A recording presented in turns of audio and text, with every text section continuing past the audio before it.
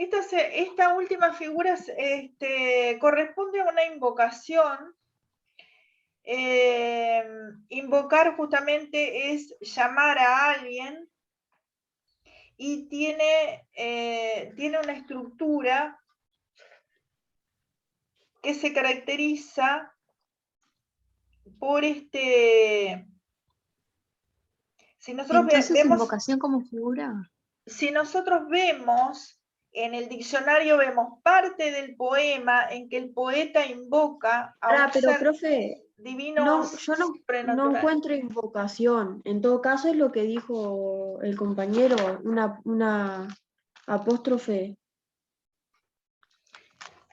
No, Sí, yo como invocación no lo escuché, no lo encontré, yo digo. tampoco. Y me decía eso, dice invocación a seres abstractos. Por eso me quedó eso, incluso me lo anoté esa frasecita acá.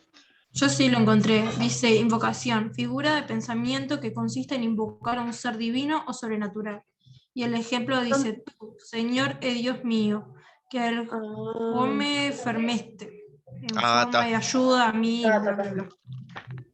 O sea que está. ¿En cuál es esa que encontraste? Yo tengo el diccionario, a ver cómo se llama ese diccionario práctico, figuras retóricas y términos afines. Tropos, figuras de pensamiento, de lenguaje, de construcción, de dicción y otras curiosidades, Buenos Aires, 2007. Perfecto. No, yo acá estaba buscando en el diccionario para darles bien la definición, porque esa que les dije era era de la RAE, ¿no? Parte del poema en que el poeta invoca a un ser divino o sobrenatural, verdadero o falso, ¿no? Es decir, son las palabras que usa para traerlo a la presencia. Invocar es traer a la presencia. ¿Está? Bien, lo que les decía es que justamente tiene 3 características, ¿sí?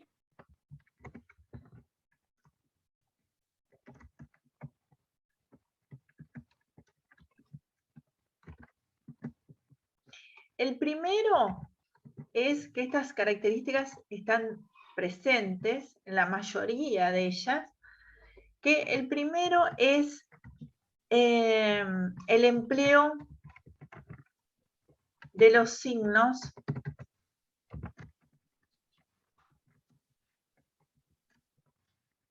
de exclamación.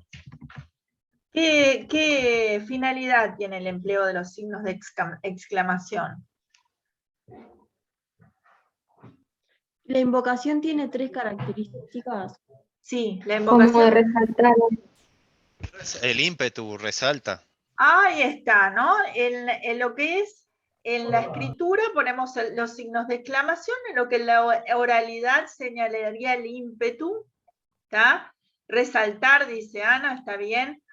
Lo que darle intensidad. En la oralidad, justamente, ¿no? La elevación del tono y la sugerencia de determinado ánimo, ¿no es cierto? En lo que se dice, que puede ser por la exclamación de diferentes emociones, ¿no? Así que el empleo de los signos de exclamación. En segundo, es el empleo de, ¿cómo se llama esa palabrita allí? O. Una interjección. Vocativo. No, es un vocativo. No interjección. Una interjección. No, la OH es una interjección, ¿no es cierto? ¿Y cómo definimos la interjección? Nosotros creo que ya la definimos acá, ¿no? No me acuerdo, pero es eso, es O, A, E, E. Ahí está. Cuando son como empleo dos palabras, dos letras. de la interjección. ¿Qué es una interjección? Que en general, en este caso, en lo que es la invocación, lo que se emplea es justamente el O, ¿no? Casi siempre es O. ¿Qué quiere decir O? Profe, ¿es como una onomatopeya o una cosa así? No, onomatopeya es otra cosa. Interjección desde el punto de vista gramatical Claro, es un tipo asombro de dice palabra. Ana. ¿Cómo? Asombro dice Ana. O sea, es como una expresión. Ahí está. En este caso no Claro. sería asombro, sino alabanza, ¿no? Es decir, Claro. está ligada esa emoción más a la alabanza, ¿no es cierto? Les decía que la interjección es un tipo de Sí, yo me palabra. imagino cuando dicen o, me imagino como un hombre arrodillado Una así, palabra alabando algo invariable. igual. Ahí está, que se asocia al pedido, ¿no es cierto? El empleo de la interjección es un tipo de palabra que no tiene un significado fijo, ¿tá? Y que depende del contexto. Fíjense, o, a, ¿sí? Ay, uy, todo lo que son interjecciones solo dependen del contexto. No tiene un significado fijo, no es como mesa, que sabemos que por más que la mesa sea diferente, es algo para apoyar cosas, no es como silla, que es algo para sentarse, ¿no? Es decir, en general las palabras tienen una definición de lo que son, ¿no es cierto? Y el hablante habitual conoce esa significación. No es el caso de las interjecciones. En la interjección siempre tenemos que ir a buscar el contexto, ¿no es cierto? Si nosotros buscamos en el diccionario, nosotros tenemos o interjección que se usa para manifestar muchos y muy diversos movimientos del ánimo. Y más ordinariamente, asombro, pena o alegría. ¿tá? En este caso, podría ser tanto pena como alegría, porque a veces se le está haciendo una alabanza a Dios o a veces se le está pidiendo porque hay un problema, ¿no es cierto? Pero sí en el sentido de alabanza, ¿no? Es decir que, pero siempre que vean una invocación, van a tener ese empleo de la interjección, ¿no? Unido en este caso a la alabanza a Dios, que puede ser ya por ánimos diversos que se lo esté invocando, ¿no es cierto? Y el otro es el empleo del vocativo. En este caso, Señor nuestro, ¿no es cierto? Es decir, el vocativo, Señor, ¿sí? Acompañado por ese posesivo nuestro, ¿tá? Hace que, ahí resaltaban en el chat asombro, en este caso no sería asombro, pero podría ser sí una interjección de asombro, ¿cómo no? Podés decir o por asombrado, en este caso no, pero podría serlo, ¿cómo no? Les decía entonces, empleo del vocativo, ¿sí? Justamente el vocativo es lo que sirve para llamarlo, para invocarlo, ¿no es cierto? La invocación entonces es un llamado, ¿tá? Llamado a la presencia. ¿tá? Se está llamando a que en ese momento el Señor esté allí entre los fieles. ¿tá? ¿Queda?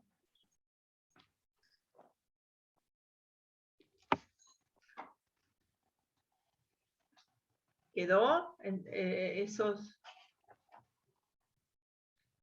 ¿Están allí? Sí, profe. Sí, sí, Perfecto. quedó claro. Bien. Bien, en cuanto a lo que decían, la otra figura,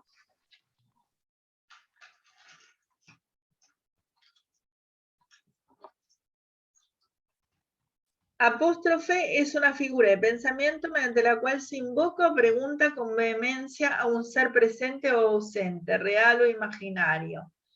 Los ejemplos que hay en el diccionario son los siguientes. Y dejas, pastor santo, tu grey en este valle hondo, oscuro, en soledad y santo, y tú rompiendo el puro aire y te vas al inmortal seguro. Ese es de Fray Luis de León. El otro es de Antonio Machado que dice, oh dime, noche amiga, amada, vieja, ¿sí? Que me traes el retablo de mis sueños, siempre desierto y desolado, etc. ¿no? Puede interrumpirse el desarrollo del pensamiento para destacar a ser alguien a quien se habla. Cuando este es inanimado abstracto, el apóstrofe presupone una personificación, que eso era un poco lo que decía la compañera o el compañero, no me acuerdo quién citó. Ahora sí que lo dice, sí, yo hasta veo la diferencia con invocación, claro, es más concreto la invocación, va derecho a la persona. Eso es como un diálogo, ¿no? Hace una pregunta al aire, digamos. Claro. Aunque tiene una relación, ¿no es cierto? Tiene una relación en el sentido de los dos. De que ¿Cómo? en relación que los dos invocan a un ser que no está físicamente o algo así. Claro, en el sentido de invocar, ¿no?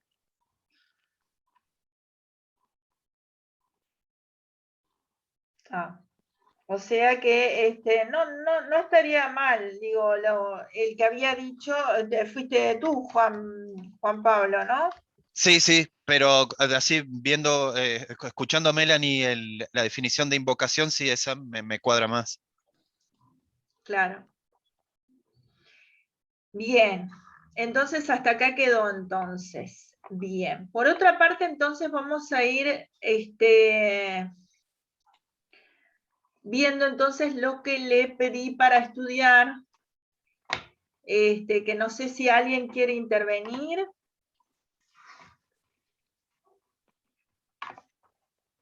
¿Alguien quiere decir algo antes de comenzar lo que haya estudiado?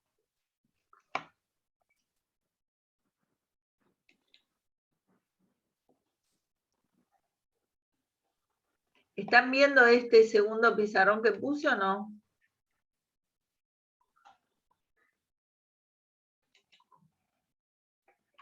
Todavía se ven los ejercicios anteriores. Está.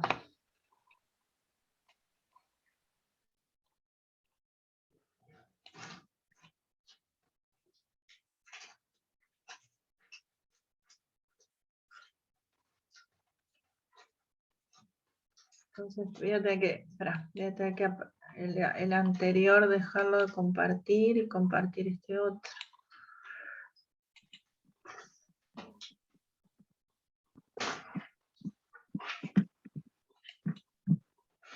A ver ahí. Ahí sí están viendo.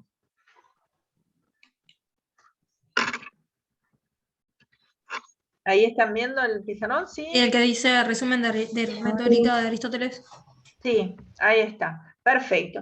Entonces vamos a tratar de resumirlo. No sé si alguien, para tratar de llevarlo, digamos, más a palabras llanas o palabras que entiendan, y que a ustedes les quede un poquito más fácil de comprender. ¿Que alguna de los compañeros ha leído y quiere expresarse? ¿Quiere decir algo?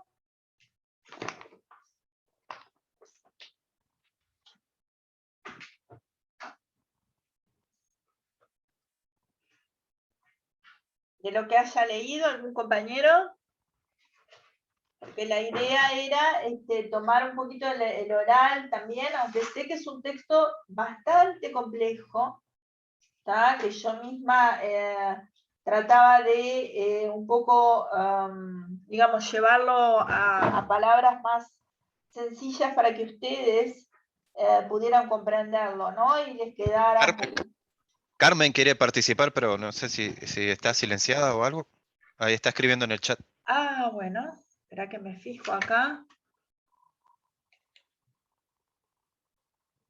Sí, cómo no, Carmen, te escuchamos entonces. No sé, no te estamos oyendo, no, pero escribí ahí o...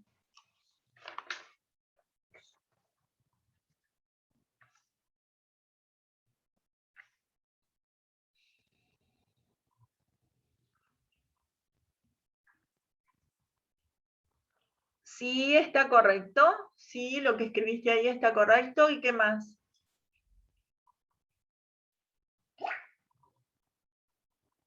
¿Qué más te quedó allí entonces?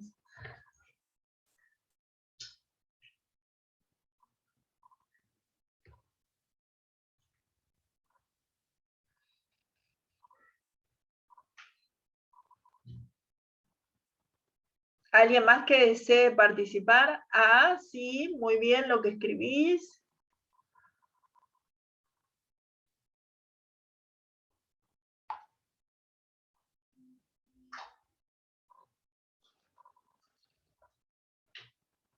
¿Alguien más?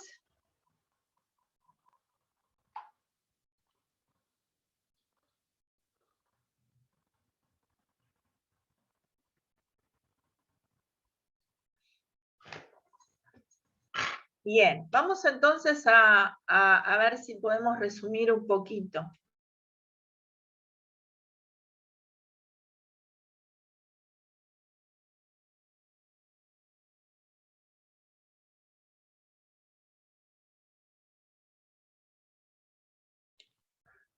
Disculpen. La solemnidad de la expresión, entonces. A la solemnidad de la expresión contribuyen los siguientes recursos. Emplear en una oración en lugar de un nombre, por ejemplo, no decir círculo, sino superficie equidistante desde el centro. Lo contrario es la concisión, ¿tá? Es decir, poner en lugar de una oración un nombre en el caso de que haya algo vergonzoso o no adecuado, entonces sí, lo feo está en la oración, debe decirse el nombre, y si está en el nombre, la oración. Es decir, que ahí lo que nos dice, ¿no? Lo número 1 sería, vamos entonces a numerar desde acá, vamos a poner así. ¿Me están oyendo? Sí, ¿no? ¿Me están oyendo? Sí, Está, sí, sí. perfecto. Ahí acá no sé por qué me puso el 2 ya. Ahí está. Bien. Vamos a agrandar un poco la letra para que vean ustedes un poquito más. Bueno, entonces lo primero que dice, emplear una oración en lugar de un nombre.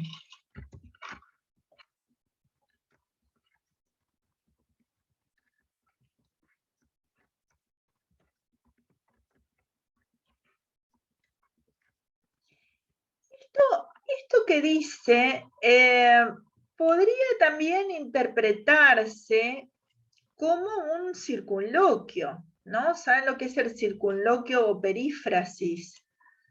Es cuando se da un rodeo para decir algo que no se quiere o no se puede decir, ¿está? O por buscar una forma de decir algo de una manera más bella, ¿no es cierto? Por ejemplo, hay unas perífrasis o circunloquio. Esperen un minuto que traigo la Divina Comedia.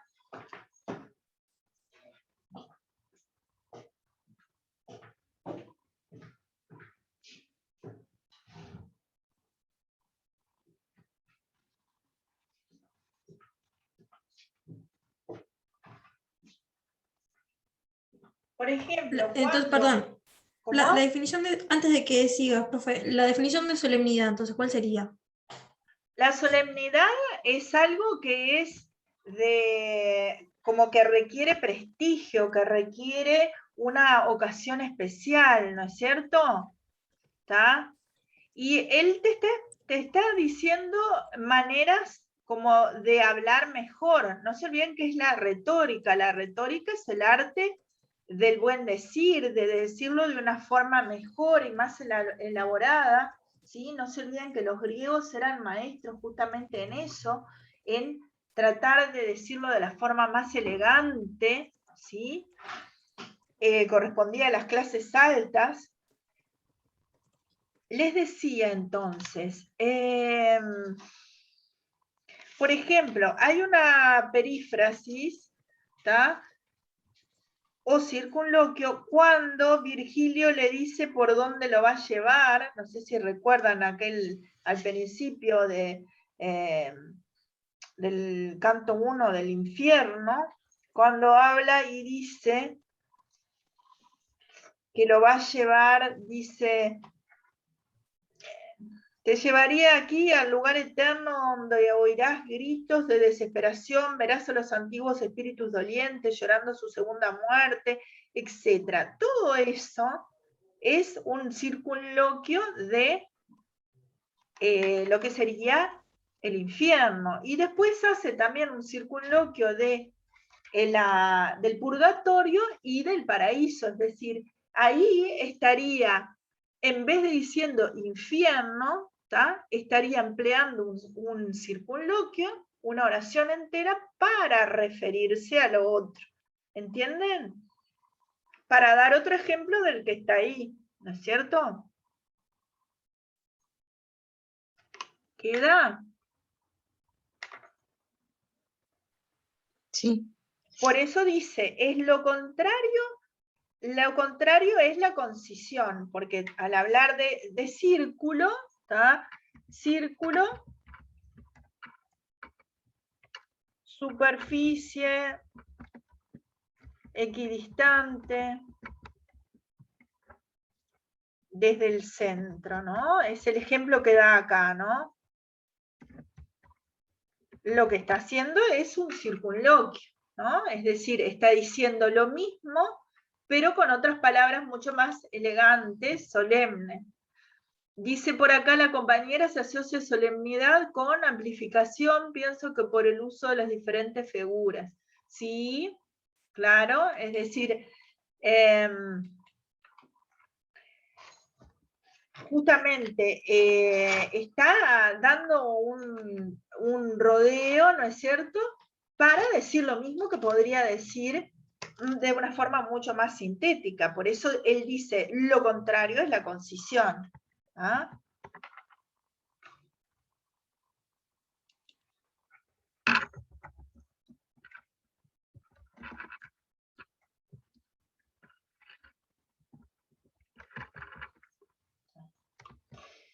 Bien. Segundo, hacer patente las cosas por medio de metáforas y epítetos, pero evitando lo poético. ¿Ah? Entonces, la 2 sería, entonces, empleo de metáforas y epítetos. ¿Se acuerdan lo que era el epíteto?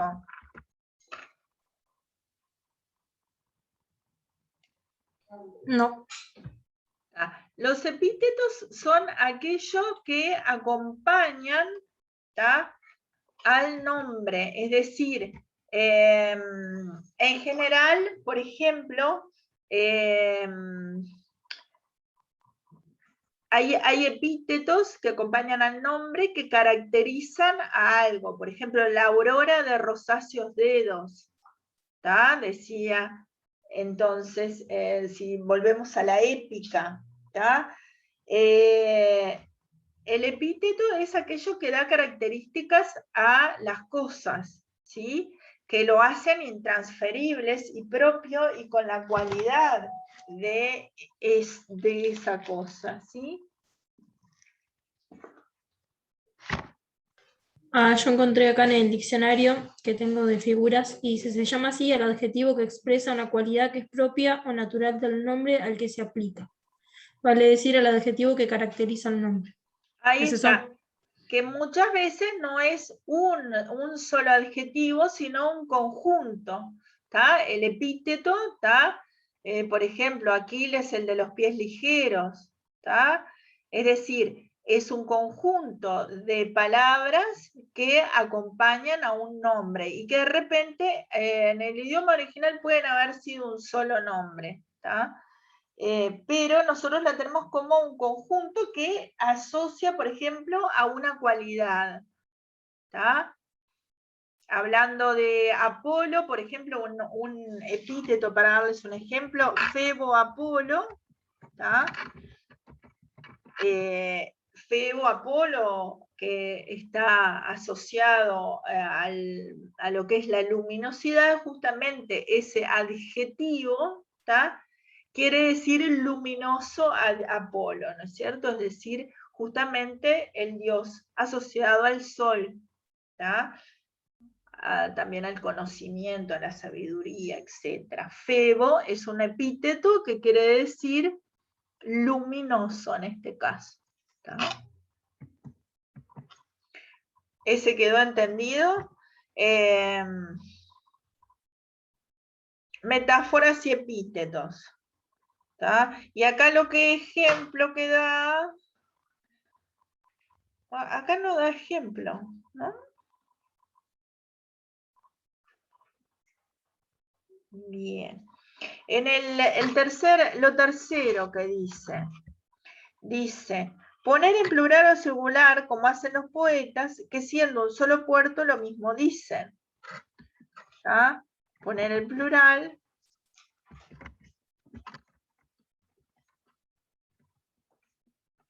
lo singular. ¿Tá?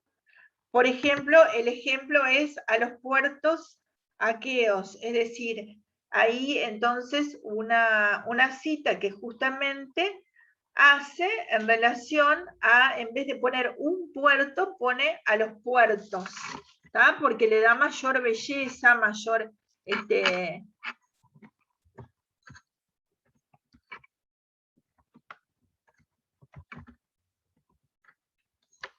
vez de decir al puerto. ¿Tá? O también de la carta estos numerosos pliegues. Fíjense que algo también muy común, vieron que por ejemplo cuando se dice mal de amores, se emplea el plural. ¿Vieron? No se dice mal de amor, se dice mal de amores, ¿no? Ahí estaría el plural usado en este sentido. ¿Tá? O emplear que hasta está en algunos romances, emplea si ustedes ven algunos romances, tiene el uso del plural, ¿tá? Amores en lugar de amor. ¿Tá? 4. No unir palabras.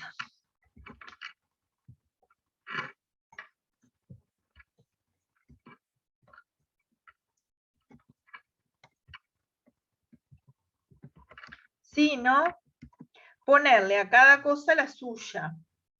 De la mujer, de la nuestra. Ponerle a cada cosa la suya.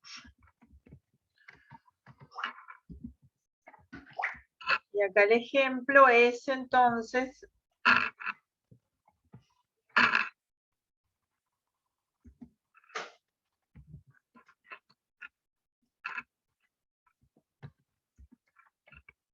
de la mujer, de la nuestra, ¿no? Es decir, en ese contexto, entonces, vieron que después dice, ahí en lo que es, vieron que hay unos cuantos acotaciones del autor, ¿no? Trátese así de los dos modos de construcción del genitivo griego, ¿no? Para cuya diversidad no hay analogía en castellano, ¿tá? Es decir, para lo que sería esa característica en nuestro idioma parecería no quedar tan bien, ¿no es cierto? Porque justamente se refiere a algo que en nuestro idioma no quedaría tan bien, ¿no? Esa aclaración, ¿no? De la mujer, de la nuestra, ¿no? Quedaría mejor de nuestra mujer en todo caso, ¿no? No entendía esta, profe. No unir palabras, sino ponerle a cada cosa la suya. No entendí qué significa eso. Porque se refiere justamente a lo que es la construcción. No se olviden que Aristóteles justamente se refiere al idioma griego, ¿no es cierto? Entonces, está en este caso, como dice la acotación, allí, ¿no? Trátese de los modos de construcción del genitivo griego, es decir, de la formación que ellos empleaban, ¿no es cierto? Es decir, que este traído a nuestro idioma no quedaría muy para mí no queda mejor, ¿no? Porque no se olviden que estamos hablando de la solemnidad de la expresión. ¿Pero qué significa? No unir palabras, sino ponerle a cada cosa la suya. Eso justamente, lo que en vez de poner de nuestra mujer, de la mujer de la nuestra, ahí no estarías uniendo nuestra mujer, sino poniendo de la mujer, de la nuestra. Ahora, ¿qué pasa? Lo que dice el comentarista justamente es que eso no corresponde, está amplificando, dice Carmen, tú Carmen hablabas de este ejemplo, porque recién lo veo, pero no sé si es de este ejemplo. Sí, claro, ahí está. Claro, está amplificando también, pero lo que les decía, que el genitivo es uno de los casos de la declinación de valores muy complejos que puede denotar propiedad, posesión o pertenencia, como en este caso, ¿no? Es decir, la mujer suya, el objeto sobre el que recae o que produce la acción transitiva expresada por el nombre, la cualidad o la cantidad de alguien o algo, etc. Lo importante es que el genitivo en griego era una parte que